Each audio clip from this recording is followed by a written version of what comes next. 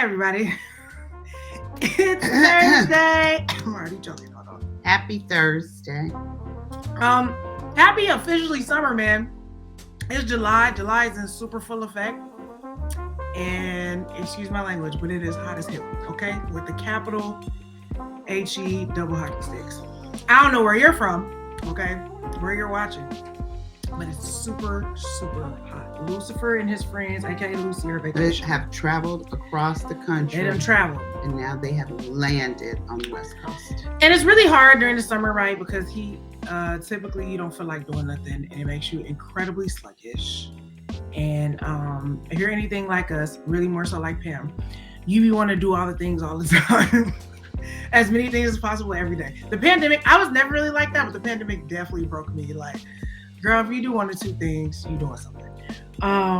So yeah, I thought it broke me, but old habits die hard. So if you're the person who just be jumping from thing to thing, project to project, this thing to that thing, this type of heat is really detrimental to your productivity. But it's important though that once you've completed something else, you take time to rest, okay? Before you pivot into the next thing. But that can be hard, particularly if you're an A-type personality, okay? Or you've thrown off your sleep schedule so much, like I have, that it's just all the things everywhere, okay? So anyway, if that sounds like you or someone you know, then you know what time it is. This episode is for you. Hi, I'm Pam Williams, a mother. And I'm Jessica E. Williams, a daughter. And this is a mother and a daughter truthful chat, where we discuss our 35-year multi-layered relationship. We've been through so many ups and downs. Not only are we family, but we're business partners in the high-stress world of event planning and production for short films. We've also shared the same therapist for over 10 years. What some people call codependence, we call collaboration. So join us as we share stories from our lives, have candid conversations with other mother-daughter duos, and shed light on the roller coaster ride of being a woman while raising a woman. What's good, family? Welcome to Truthful Chats. Shout out to Dr. Q. Truthful Chats are designed to get us to the ongoing practice of generational wellness. If you have absolutely no idea what that is, you're new here. Welcome, number one. Number two, just wherever you're watching this video, there's some description about generational wellness and what that means somewhere below this video. Okay. So if you're new here, every single month we have a theme here at Create Generational Wellness on the channel. And then we use our Truthful Chats to unpack that theme just a little bit. So it is July, as I have stated, because it is Julie hot. And our theme this month is embrace. Mm-hmm. And today's episode is, we talked about it a little bit in the intro, but we're getting back into it. Embracing the pivot. Okay? Embracing the pivot. If you were on a road, that would be a sudden turn or twist more like on said road. Now it's not an abrupt. It's not an abrupt turn. Sudden turn. It's kind of like abrupt. Just a subtle. Like it's a slight, like just adjustment. Around the river bend. Okay, for all of the just around the river. Disney raised me. Anyway, that's not what we're here for. So anyway, that's my just around the river bend version of a pivot. But Pam, tell the people and me what a real pivot is. In today's very fast-paced world, things happen all the time. So you have to shift, you have to adjust. We've talked about change before. We talked about all the different things that can happen as you're trying to get your mind right. Get your mind right, man. To make a move. But we've been through a lot, like I always say, in the last 3 or 4 years. And so everybody has had to learn how to pivot in one way or another. And it really just means changing or shift or change in the direction that you're going. It's a way to course correct if you need to course correct. Yeah, if the path you're on is no longer working or it's not viable, or a little adjustment would make it better. You kind of see it a lot in corporate and in company startups where they're just trying to get everything. I mean, they fire people now, which is sad. But it used to be pivots before we got into such extreme inflation. Yeah. Things of that nature, but continue.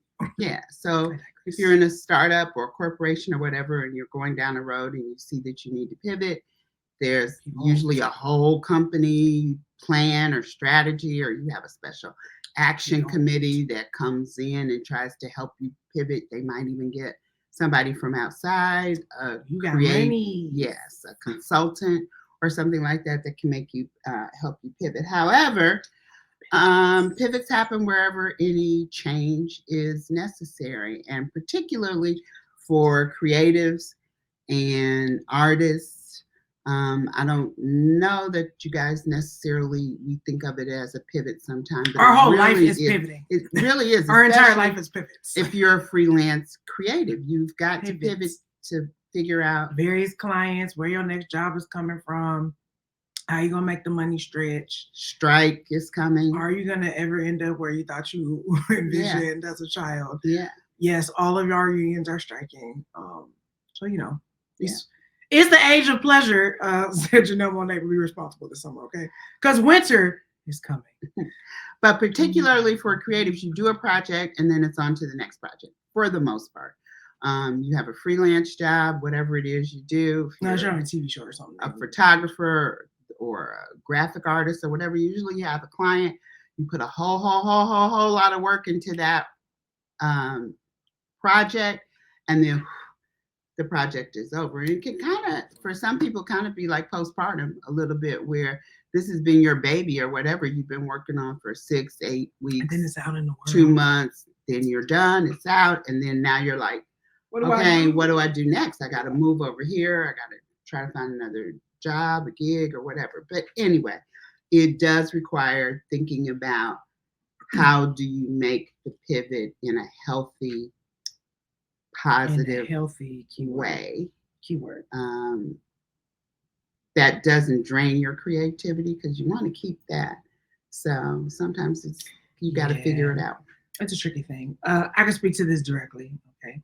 Because we did the show, yay! Really, really shout out to my incredible cast. And might I say, you did an awesome job. Thank you, Mother. I was very, very proud. I tried my best.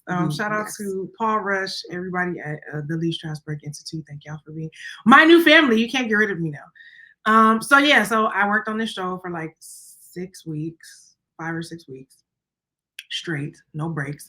Even when I was not in rehearsal, I was thinking about the show. Like literally the other week, we were driving and I almost missed my exit because I low-key had like an out-of-body experience. I was on the stage like reblocking. And Ben was like, girl, the exit. I was like, oh, I'm sorry. I had left. I was watching movies to help figure out how to communicate things about the storyline. It was just everything, constant playlist, lighting. You know, the playlist. Oh, you can listen to the playlist too. I'll put that link in the description box if you want to get a full view of the show. So anyway, my whole life has been this show.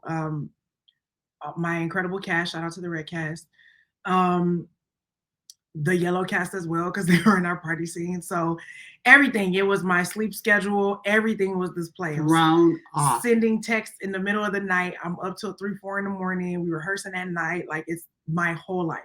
So the come down from this has been very, and I've done shows before, like acting wise, directing. This was sort of my directorial debut in terms of my first full length play that was my own vision. Like I wasn't assisting anyone.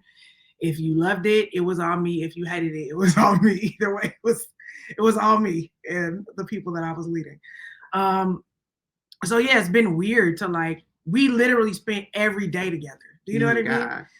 We every single day together. So it's been an adjustment to be like, so what are we doing tonight? And like, I was up watching Magic Mike in the night because shout out to Twitch.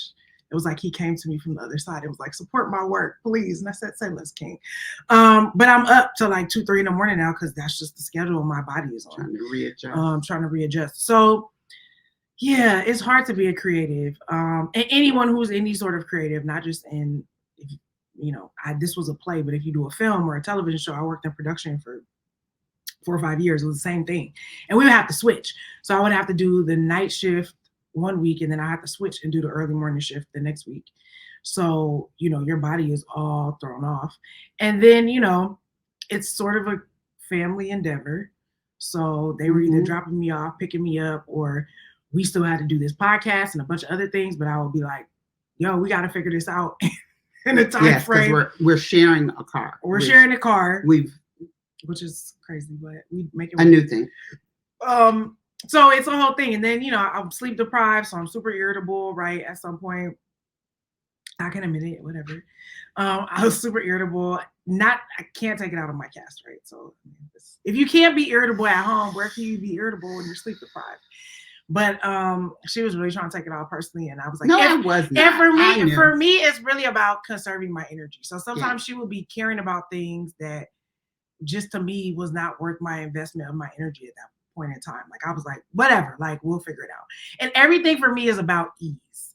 I'm not saying it's gonna always be easy, but everything should be easeful. Like nothing is really a crisis in my mind. I'm like, it's gonna work out the way it needs to work out. It never is. It's never a crisis. It really is. It really isn't. And pretty much everything is a crisis. Always a small crisis for me. And I'm like, always. And because for me, I feel like when you're doing that, you're raising your cortisol levels and all that energy you can. And I know better. Problem solving, you now using to panic about something that you may or may not be able to change, but definitely if you can change it, now you're just expending your energy, turning your wheels.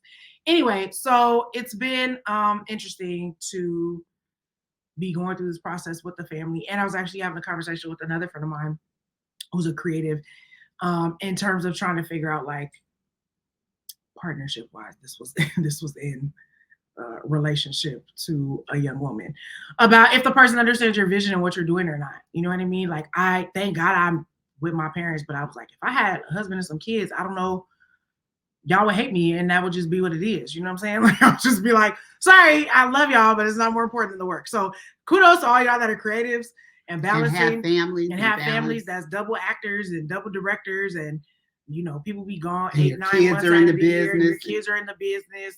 Shout out to the Pareens and everybody else. Like that's not easy. And y'all, I love y'all because y'all make it look easeful. I know it's not easeful, but there's never a time that I feel like y'all hate this and y'all hate each other. It's really a team effort, right? Yeah.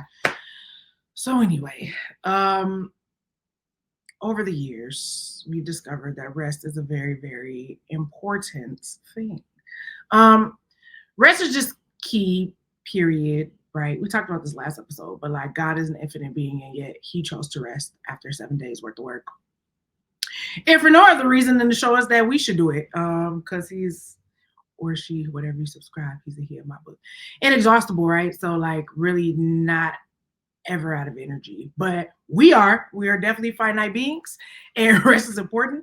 And despite what people say about drinking hella 5-hour energies and mad coffee and whatever and taking uppers and downers and doing all, listen, your body needs to rest. You only get one body. And if that thing go out on you, it's a wrap. So rest is important. And it's a healthy part of pivoting from one thing to another. Yeah. Right. Take a break. That's not just work. That's also relationships. Because some of y'all just be hopping. And I'd be like, so have you taken time to assess the last situation? Or are you just out here running around? I'm rewatching Insecure right now. It's very apparent. But yeah, it's important to just sort of slow down a minute before you jump into the next thing. Like I'm getting ready to assistant direct another show. Well, I mentor, but I needed like a week to like get my head back on straight and like readjust to not having to be up till 2, 3, 4 o'clock in the morning every single day and getting up at 9. You know what I mean? My body just naturally woke up at 9 too. It wasn't a choice. Anyway, I think we tend to overlook taking breaks, but there really are times to rejuvenate. I have had to learn. Because it helps with enhancing your productivity, your creativity, your decision-making, your overall well-being. Like I cannot tell you how many times I was trying to make a decision and I just knew I was too tired to make it. Or I was like, this is the decision I'm making right now. But I would tell people, I'd be like, this is my tired brain. Like, let me reassess that in the morning once I've had a little bit of sleep. Because once my brain is rested, I might come up with a different idea or a better idea or like, hey, I thought about this and this was good, but I got something a little better. And thank God it all worked out. But I was making a lot of sleep deprived decisions, but I knew that people needed answers, but I would always be like, hey, in my communication, like I might have a better idea once my body and brain rest a little bit. Which is a big thing to be able to say. Because a lot of people like to pretend like they got it together all the time. I'm not that person. What I say is this, and I can't go back and, I'm going to look stupid if I go back and say, I changed my mind or this, that, and the other. So I applaud you for that. Thank you. I'm a true collaborator. Like, it would be nice to be like, I have everything together, but I don't. As the King Kendrick once told me, be humble and sit down. Like, you don't need, why are you out here? Who are you doing this for? Like, you don't really need to be doing all this flexing, right? So I'm the person who's like, yes, the buck stops with me and I got to have the answers. But if I'm in a space where I don't know that I'm necessarily clear, I want to give you what you need, but I want to give us the freedom to collaborate and communicate in real time. You know what I mean? So ideally, I'm not giving you like a super heavy load of something to do like hella last minute. I don't like to do that either. But communication is key. So let's get into a couple of reasons why resting is crucial. Rest, again, enhances your creativity, like I just said. When you get to step away from a project or a problem, you give your brain a minute to like reset and like figure out what's going on. Y'all know that Zach Galifianakis gif where is he doing all the math all the time. That's how it could feel like. But all of that is extra jumbled sometimes when you're tired. Yeah. Sometimes if you just don't underestimate the power nap too. I told my cast, I was like, if you get you 15, 20 minutes, we were really, really tired before opening night. I was like, if you get you 15, 20 minutes, maybe even 30 minutes, don't underestimate just closing your eyes, even if you don't go fully to sleep. I do it sometimes when I meditate too, where I just close my eyes and lay down. That feels like a full reset to your body. But it gives you a chance to process new information, make new connections, and it can lead to fresh insight and fresh ideas. I'm a living witness. Do it. Number 2, it reduces stress. Living witness. I was stressed on some days, but I knew that like, okay, if I just lay out on the floor and listen to the Janae Aiko meditation for 6 minutes or NDRE meditation, my stress level will come down. And it's important because pivoting in general is stressful, right? It's stressful to be like, that part of my life is over for now. And now I got to go into this new thing, right? With a whole new cast and a whole new group of people. Yeah, it's like, and really that's the job, okay? I don't care what you do for a living, right? The people part is really the hard part. You are always dealing with various people, personalities, things, how they like to work, your version of communication. Are they going to understand the way that you like to communicate, what your vision is going forward, how you see the project? All of it is really people work at the end of the day. And you definitely need rest for that. And people work is exhausting. It's stressful. Yeah. And chronic stress, okay, can lead to burnout and negative health effects, right? Burnout is very easy to come by in this day and age, even with the help and advent of technology. But a lot of that burnout comes from resting technology too, but also not resting from the last thing, right? You just jump into the next thing without being like, okay, let me take a minute.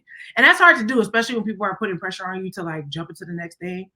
I don't think I've heavily resisted that, like very early on. And I don't know, it may have set me back in some ways, but I've always been like, I'm gonna rest. Like, you're gonna not tell me if I gotta jump on it right now and it's not enough for me to rest. Like, I know that's gonna do a disservice to me, but it might not be the project for me. That's how I be feeling. You have always been very protective of your mental health, and that is really energy. And energy. Taking breaks and practicing self-care again helps reduce stress, and it also helps with your resilience, right? I can be better for the next project because I'm taking time to rest, as opposed to if I was hella sleep deprived from the last project and then I jumped in sleep deprived from into the next project, I'm gonna be rude and really mean on the next one, and nobody wants that. And rest improves your decision making, like we said. When you're tired or overwhelmed or making decisions on the fly without really taking time to think, the decision suffers and the overall project suffers. I cannot tell you how many times I was like, okay, I'm thinking of this show in parts, but I want it to work overall. And I need to see that it's working overall. So rest and rejuvenation can help us approach our decisions with a clear mind, better judgment. But you can't do that if you're not rested. If you're just running around, you're just going to be running around. And nobody wants that. And you want to show up as your best self. That's the thing I think I've learned the most, and I've talked about it. Showing up as my most authentic, most best self has been very, very rewarding at this particular juncture in my life. So I appreciate it.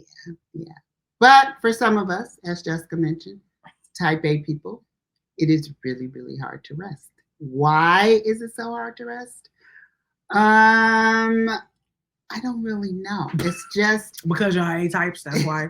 Yeah, I guess it's just inherent in that there's everything. a tendency toward, being a workaholic, a little control, a little perfectionism, and a strong drive for achievement. I mean, I'm not gonna knock that. Like somebody, I have it too, though, but I rest. Yes, I know you're teaching. You really are. This is a generational wellness thing because she has really helped me over the years. Go, Mom, just calm it's the millennial down. It's gonna get done. It might not get done the way you want. The way you want it. Something going up, but something's gonna happen. Something gonna happen. So, case in point, today we lost all our notes for the podcast. I don't know for the rest of the month. I had planned it all out ahead of time, and we were looking for it and we couldn't find it. So pivot.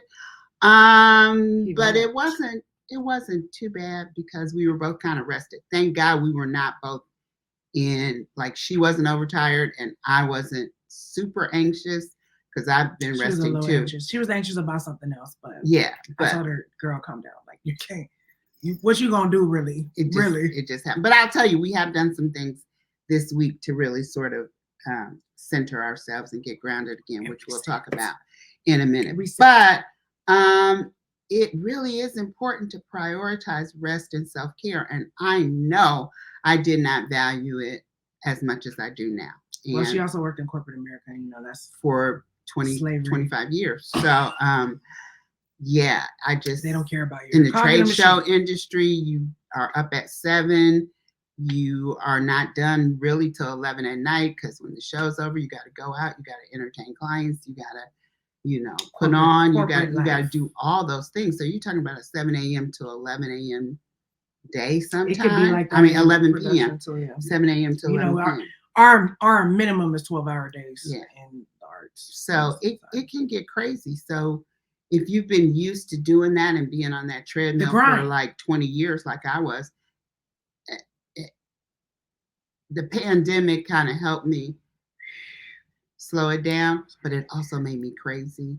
And now that I feel like we're supposed to be back to normal, which who knows what that means, I feel like I'm back to my normal. I've had a shift in how much is appropriate to get done.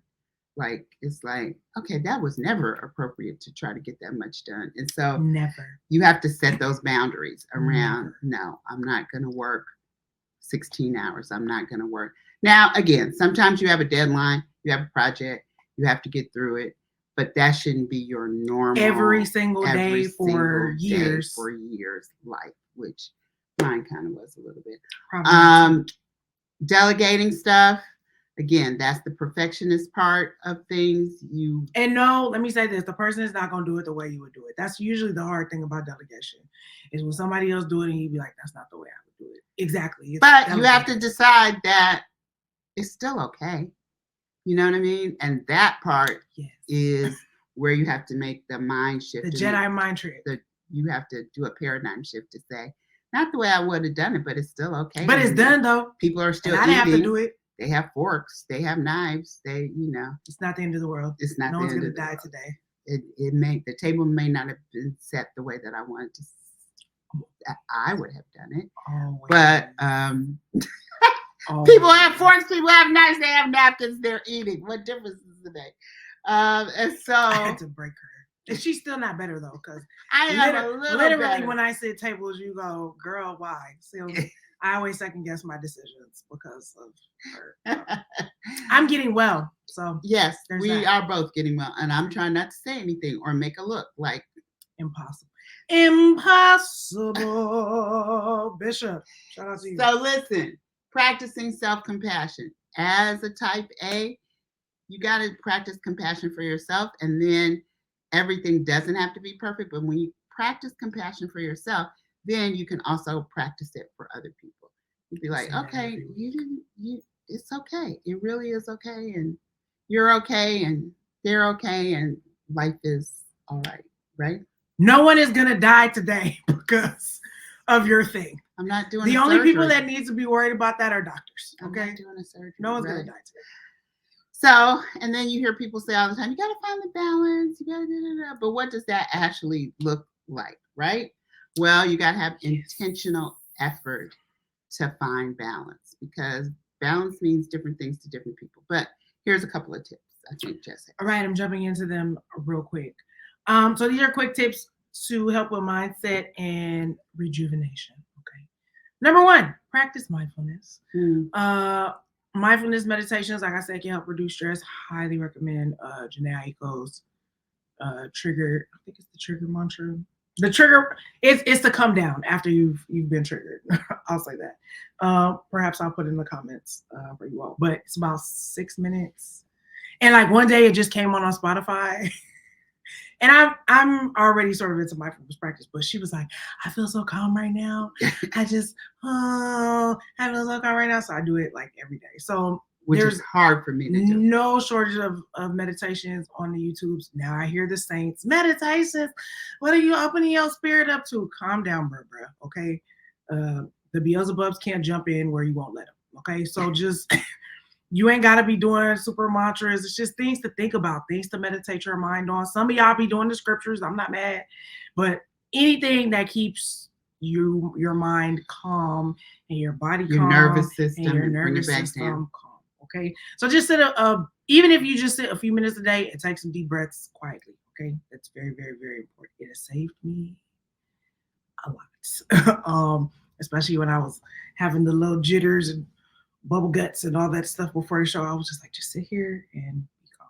Okay. The breathing in, breathing out. Get you some breathing exercises. I'm gonna tell you the truth. God gave us the breath for the reason. Yes, indeed. So again, no shortage of that on the internet. Google breathing exercises. Do them. It will help you. Number 2, engage in hobbies. Okay, hobbies, activities and things that you can enjoy, that recharge you, that you can do for new inspiration. Whether it's art, music, sports, puzzles, prayer and peach tea. Yep. PM Patron. Sorry, you guys know that song. Anyway, whatever your thing is, I love me a good concert. Whatever your thing is. Number 3, disconnect from technology. Is really hard.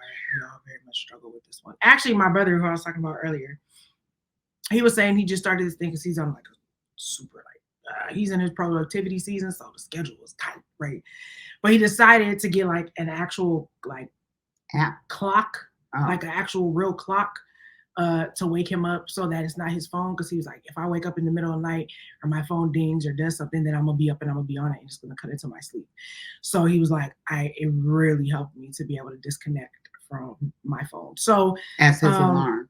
Yeah, as his like actual alarm is a real clock instead of his phone. So you just gotta find your own tricks. I find I never would have thought of that, but that makes sense. And I was like, oh, good for you. That's such a good hack because the alarm, the notifications, and you go to the bathroom and be like, oh, let me check Instagram, and then you've been on there for 2 hours.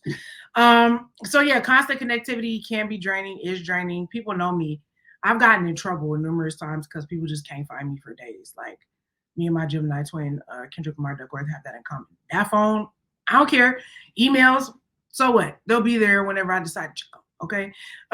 Drives me crazy. Today, my mental health is more important than whatever you talking about. So I'm like, did you check your email? Did you? I'm like, okay, let it go. Girl. So yes, set boundaries around your phone, your computer use, your email use. I have taken to Sunday being a non-computer day. Girl, that's because you be at church. No. Even if I don't go to church, I am determined not to open my laptop on Sunday. Mm-hmm. And I really have been sticking to that for about the past 2 months, which has been really, really good. She got it from me, I'm sure. But yeah, and take breaks from social media. Turn off them notifications. Take social media breaks, fasts. I do it sometimes. I'm like, okay, well, that's enough for some people. Be taking extended. They be like, shout out to Jessie. She be like, if you need me, text me, but I ain't gonna be on here for a whole month. So it's important. It stops with comparison and all of those things we talk about. 4, prioritize self-care. Always, always, always. It means different things to different people, but it's important that you prioritize, again, activities that make you feel healthy, whole, rejuvenated. This could be baths, massages, spending time in nature. For me, it was stretching. Like I had to stretch today. Like I was really in my body, but out of my body, but in a lot of pain, but it was like a whole thing. So I usually stretch pretty much every morning.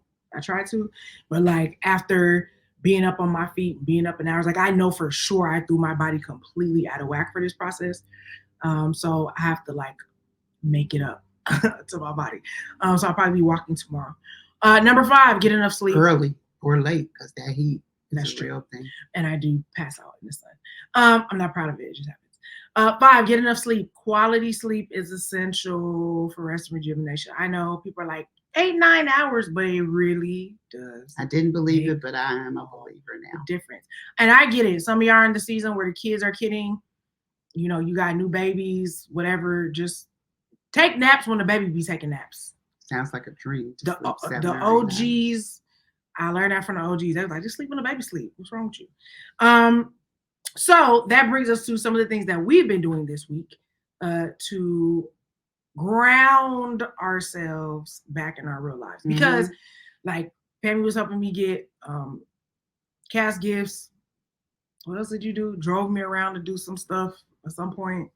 We were just doing all the things. So it really became like a joint. In addition to our regular stuff, like conflict. You know, like you said, we had to get ready for the podcast. We have some other projects that we're working on or whatever. So this week, so after Sunday, which was our last performance, shout out to my village that came through both days. I love and appreciate y'all. Y'all are a very interactive audience. My cast appreciated it. But we went to go eat like immediately after. We had like in between. So my cast went up and then the other cast went up. So we went to go eat and spend time with family. So that was a very grounding thing, right? Sort of get back into my life. The next day we had another sort of family lunch situation, which was cool at the house, which was nice to be at home all day, which was very grounding and very centering. Then we went to the movies. The next day, went to go see The Blackening. It was a good time because we couldn't see it. We had planned to go see it while we were in rehearsals, but we didn't have time. So I saw one of my cast members. I was like, "We going to see The Blackening together." So we went. That was fun. And then what else? Yesterday we went to the museum. Yesterday we went to Regeneration, which was regenerating, right? Regeneration was regenerating. Regeneration was regenerating. This was at the Academy of Motion Pictures Arts and Sciences Museum. It's the Oscars Museum here in LA, which we had not been to. And so they had Regeneration, which was 70 years of Black cinema from like 18, I think it was 18 something all the way down to like 1971 or something like that. So it was a very rejuvenating considering everything I had just done. To just commune with the ancestors, all the shoulders of the people that I stand on, the people whose names I knew and didn't know, and to see how many we learned so much. And like we're into cinema and into all of that. But I cannot tell you how many new things we learned. Like there were like 20 or 30 production companies, like Black film production companies, like in the early 1900s, like not even out of slavery, like good. You know what I mean? And people were still finding ways to tell their stories and humanize Blackness in ways that was like crazy. And then, you know, they had the obvious Dorothy Dandridge in there, the Nicholas brothers, Hattie McDaniel, so many other people we Cab Calloway, but it was like so many blackface performers, Sam Lucas and Bennett Williams, I think. So Bert Williams, which we had heard of that, but there were so many other people, things, right? And people that had the production company thing of it was amazing to me. But anyway, as you can tell, that's very inspirational for us and gets our juices flowing. So that's another way that we reset, was by doing that yesterday. Which is nice. And we're going to a film festival this evening. A project that Jessica worked on. A film is in a film festival. So we're going there, which is why we kind of look a little fancy today.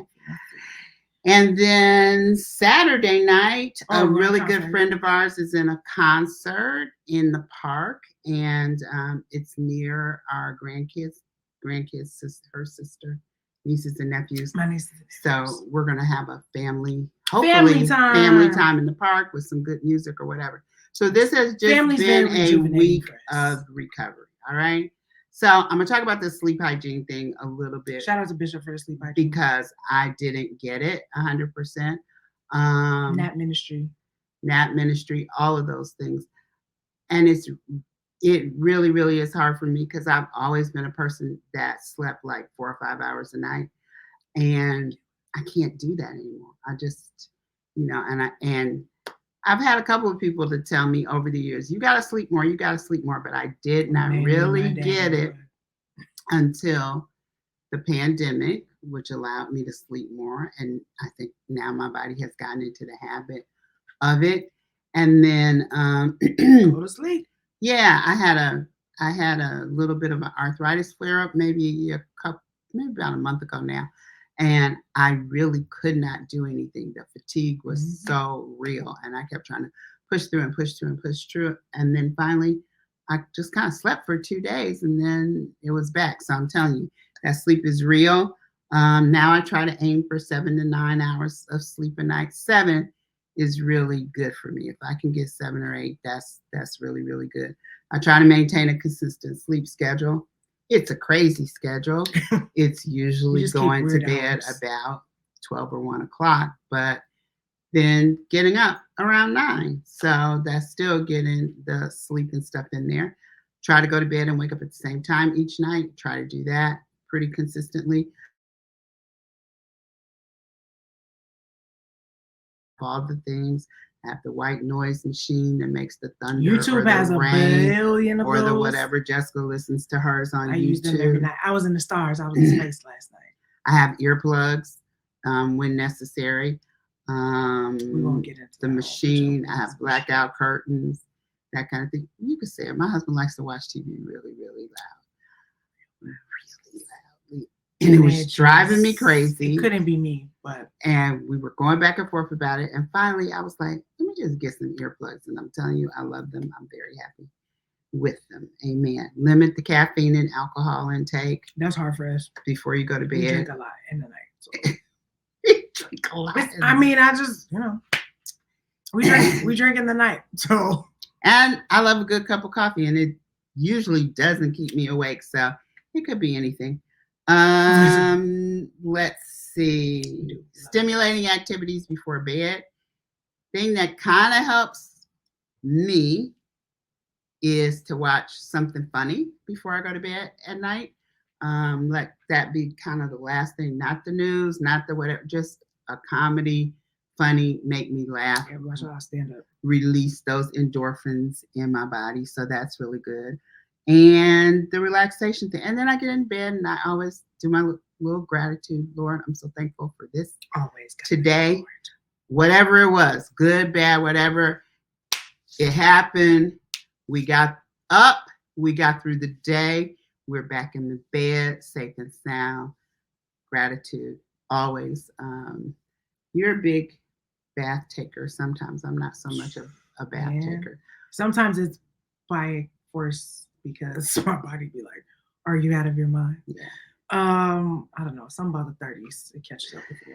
I'm a deep breather, and I'm also an instrumental music. Like I really like. I have a Pandora station that's nothing but old hymns, and it's the hymns I grew up with in church when I was little. And whenever I'm feeling stressed out, if I put that Pandora station on, I'm gonna be like. Yeah, calm down. I'm big on meditation, white noise, brown noise, all of those things. Janae actually has a really fire, like trap nursery, something, white noise, something. I have to figure out what the album is, but it's good to sleep on. I'm big on the sleeps. Okay, I like to watch movies. I like to take walks. Y'all know I love a good instrumental as well. Big on soundtracks. Big on R&B. Yeah, that is your happy place. Soul. R&B. Got my gospel artists too, but they need to sound like R&B. That's really she gonna be in the R&B side of heaven. I'm gonna be an R. I really do hope that they have preferences for musical styles in heaven, because I don't want to be with all them choirs. I don't want all that. Anyway, so yeah, just find your thing. These were just some of the things that we came up with that we want to share.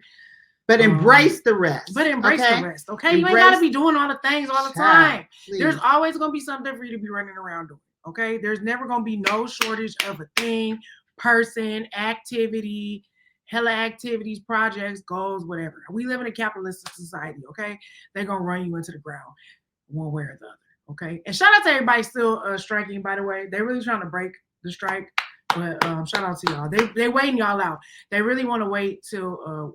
We read this actually. We yesterday. read this from an actual studio exec, and it was in Deadline of Variety or something. And he was like, I mean, we're going to let y'all do the little strike over the summer, but as soon as it starts to get cold and y'all start losing your apartments and houses and it's almost Christmas time. And Christmas is coming. They'll be back then. They'll be back. And I was like, so hold the line, hold strong, people.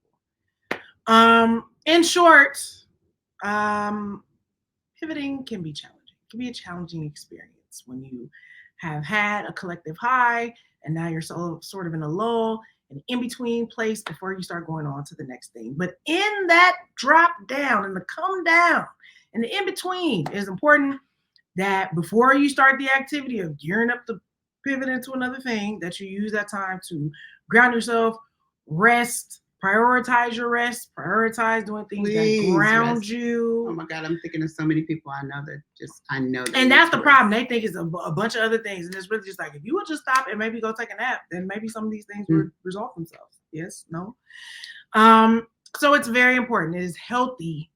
It's important. It is healthy to prioritize your rest in periods of transition, to center you, ground you, and get you ready to go into the next. It is a generational lesson that I have learned. As a boomer, you're welcome. You don't, it's just not in you to do it. So, and that's sad. And I don't think for a millennial that says, stop it. I don't think that was right for you guys either. I just think you grew up in a crazy time. I mean, y'all was taking cocaine in the 80s to go to work. Girl, I was not taking I didn't say you. I said y'all as a generation. Okay. Some of y'all was taking the cocaine recreationally to stay up in corporate America. It's not healthy. Do you know what I mean? Anyway, we've all learned to do better. There's a reward on the other side of you prioritizing your rest and using the time in the pivot to bring yourself back to yourself and reset and things. Reset, rejuvenate. So practice good sleep hygiene, delegate some tasks, show yourself the compassion and the love that you deserve. Okay. Y'all trying to get it from everybody else. Maybe you're supposed to give it to yourself. Did you ever think about that? Huh? But you can't do it if you're sleep deprived and crazy. And eventually, you'll find yourself navigating into the next thing with grace, resilience, kindness, compassion, humility, straightforward head and brain. People will enjoy being with you. People will enjoy being with you because the grind is the grind, but it should be an enjoyable grind. Right? It shouldn't just be doom and gloom and terrible and you hate this job and you hate everybody. So you can't do that if you're not well rested, if you're not taking care of yourself. So use the pivot time, wellness, to set back to neutrality. And this is literally creating generational wellness. If you have watched or listened to this episode and we stepped on your toes a couple times, no worries. Just change it up. We don't press you here. We just give information and then you go, oh, dang, I never thought about that. And then, you course correct accordingly. And let us know about that in the comments, in the pivot. You know what time it is. I brought it up. It was an easy segue. But we've been before you for quite some time, and it's time for us to get out of here. But are you subscribed on the YouTube channel? Are you following us on IG and Facebook and fan base? If you are listening to this auditorially somewhere out in the interwebs, cyberspace, we love you. Thank you so much for listening. Please rate and review. That's the only way to let the people know, like, this is good, this is valuable, I like this. Keep it coming. Again, reach out to us if there's a topic or something you want to talk about or whatever. Somebody you think should be on the podcast, like, oh, they would be good on this podcast. Let us know, man. You have all these options. Listen, in the fall, we are planning for some mother and daughter interviews of other mother and daughters that we know. So, but you won't know that if you're not locked in. That's gonna be fun. If you're not tapped in. All right. Anyway, we love y'all. We will see you next week. Goodbye. Bye.